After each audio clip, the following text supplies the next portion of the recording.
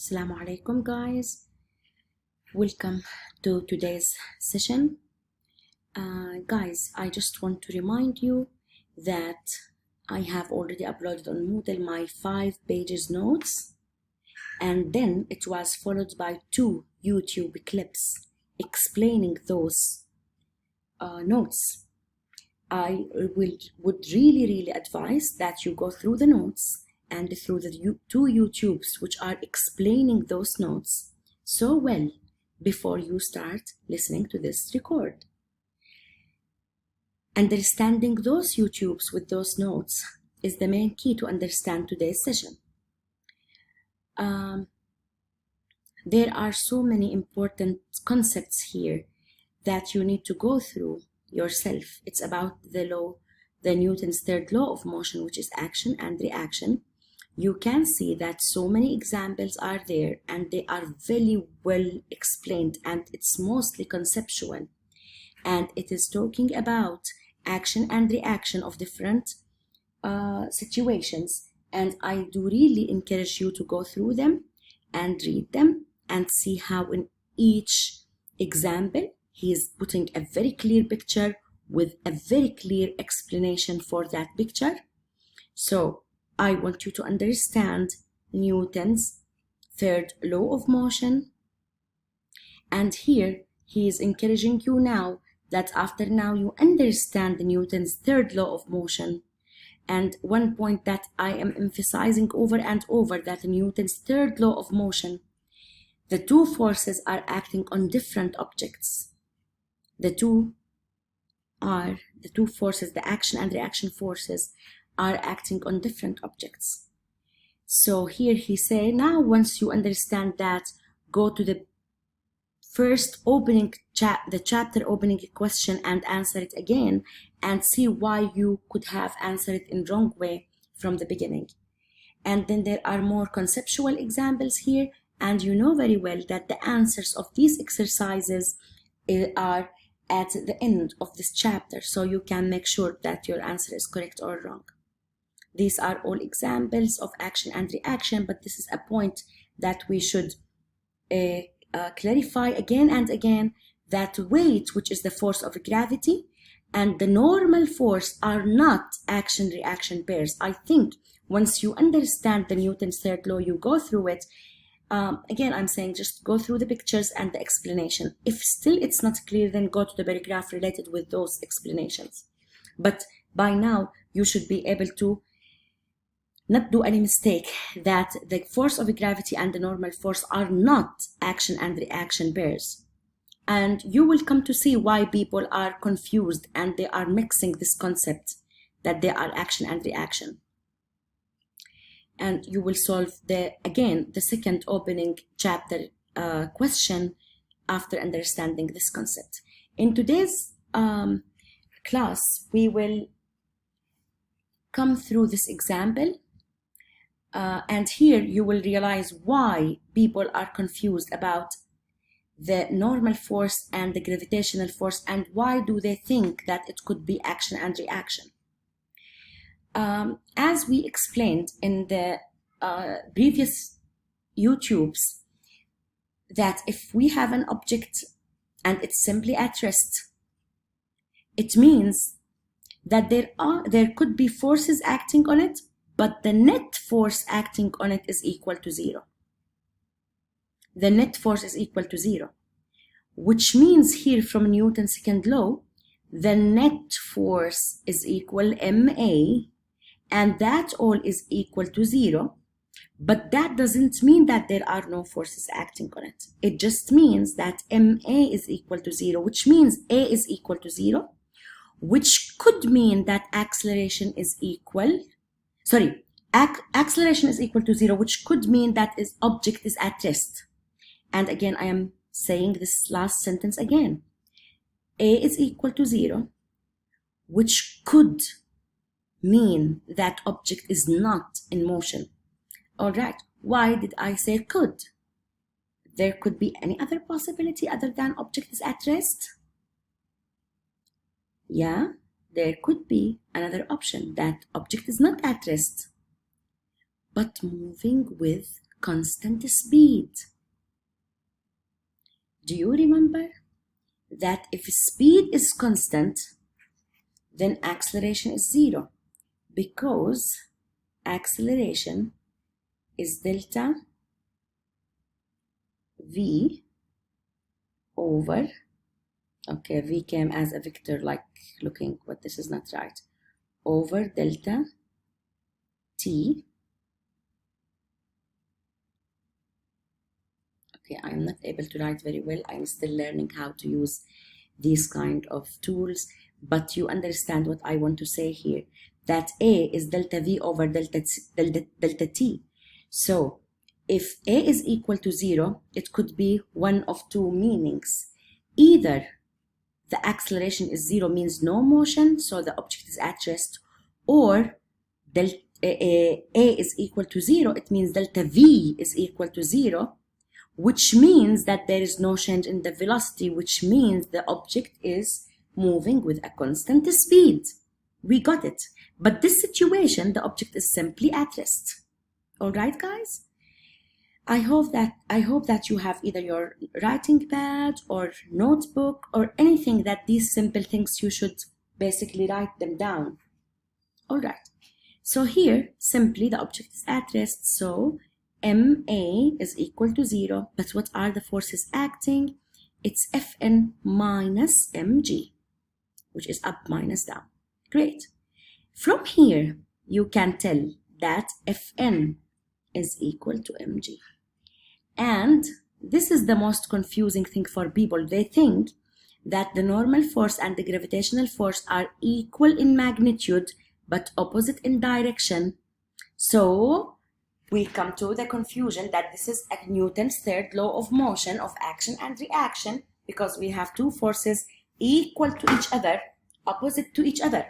But this is not the case, because again, gravitational force is acting on the object from the gravity. Normal force is acting on the object from the surface. So since they are both acting on the object, same object, so that's it, cancelled. Newton's third law does not apply. Now, here, basically the question is asking you in the first situation just simply to calculate the normal force. How to calculate the normal force? You apply second law of motion, Newton's second law of motion, summation of the forces is equal Fn minus mg, which is equal to 0, which is very clear that Fn is equal mg.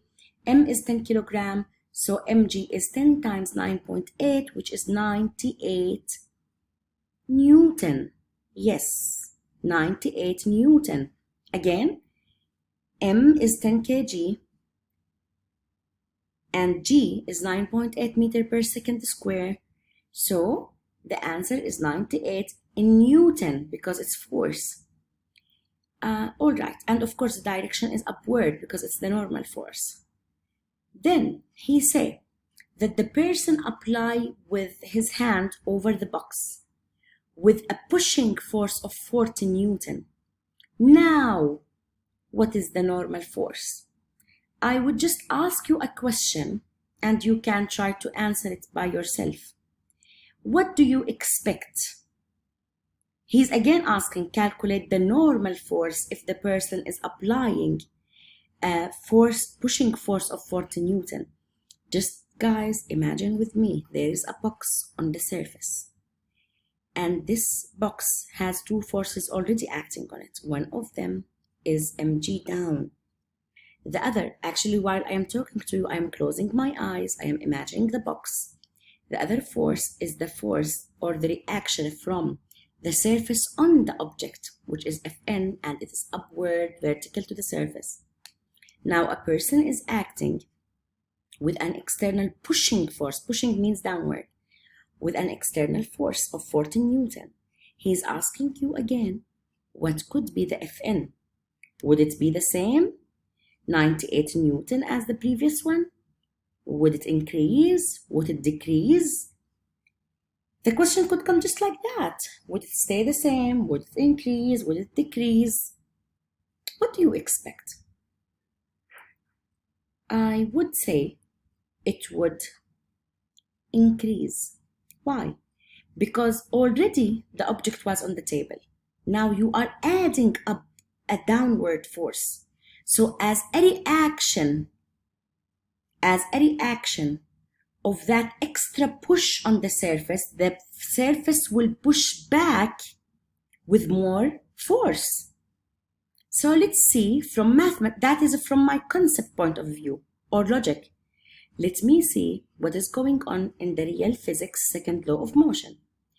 The summation of the forces now are Fn up minus mg, but now we have also minus 40. كمان مرة. It's up minus down. So it is Fn minus mg minus 40, and all is equal to 0. Because still the object, of course, is not moving at all. So from here, Fn minus 98 minus 40. Let's see what is the new answer. The new answer is 138, like what we expected before, that it increases. The previous one was 98. Now we have more force acting on the surface, so more reaction will happen from the surface. So it's 138, it will increase. Great.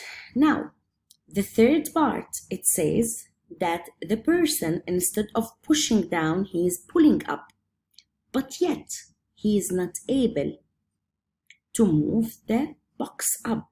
But still, you know, sometimes you try to pull something up, but you cannot. You have to apply more force to pull it up.